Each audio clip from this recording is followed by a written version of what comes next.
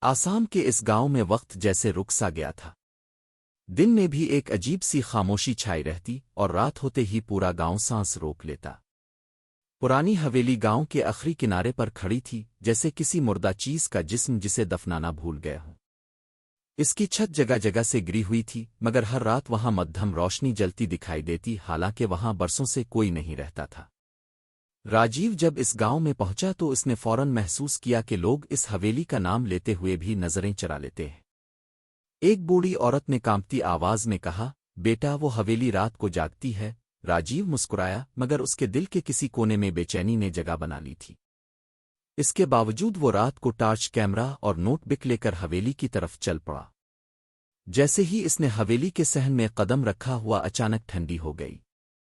درختوں کے پتے بغیر ہوا کے ہلنے لگے۔ حویلی کا دروازہ آہستہ سے کھلا، جیسے کسی نے اندر سے اسے بلایا ہو۔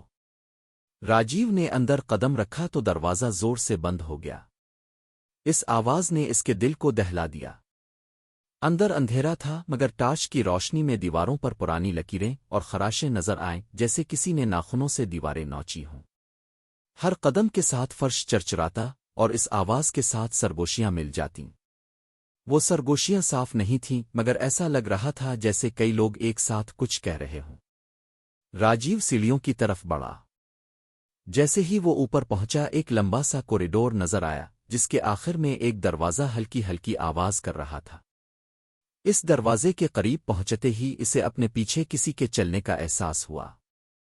اس نے مڑ کر دیکھا، مگر وہاں صرف اندھیرا تھا۔ اچانک اس کے کان میں کسی نے سرگوشی کی، یہاں مت آؤ۔ اس کا جسم سن ہو گیا۔ کمرے کے اندر ایک پرانا آئینہ رکھا تھا۔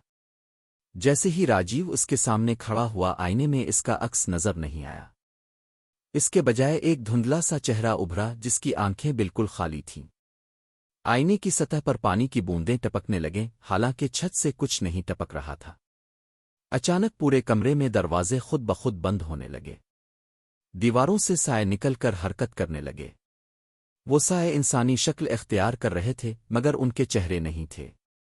راجیو نے بھاگنے کی کوشش کی، مگر اس کے قدم بھاری ہو گئے، جیسے کسی نے اسے زمین میں گاڑ دیا ہو۔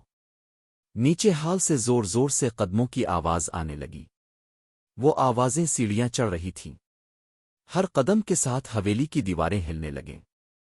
چھت سے مٹی جھاڑنے لگی۔ راجیو چیخنا چاہتا تھا، مگر اس کی آواز اس کے گلے میں ہی دب گئی۔ اچانک سب کچھ خاموش ہو گیا۔ آئینے میں اب صاف لکھا تھا، اب تم یہیں ہو۔ راجیو نے آخری بار دروازے کی طرف دیکھا، مگر وہاں صرف اندھیرا تھا، گہرا اور بے انتہا۔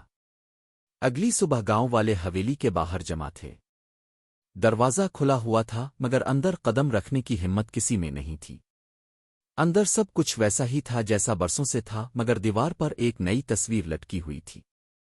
اس تصویر میں راجیو کھڑا تھا، ہاتھ میں کیمرہ، آنکھوں میں خالی پن۔ اس رات کے بعد گاؤں میں کہا جانے لگا کہ اگر کوئی بارش میں حویلی کے قریب جائے تو اندر سے کیمرے کے کلک کی آواز آتی ہے اور ایک سرگوشی جو کہتی ہے، اگلا تم ہو۔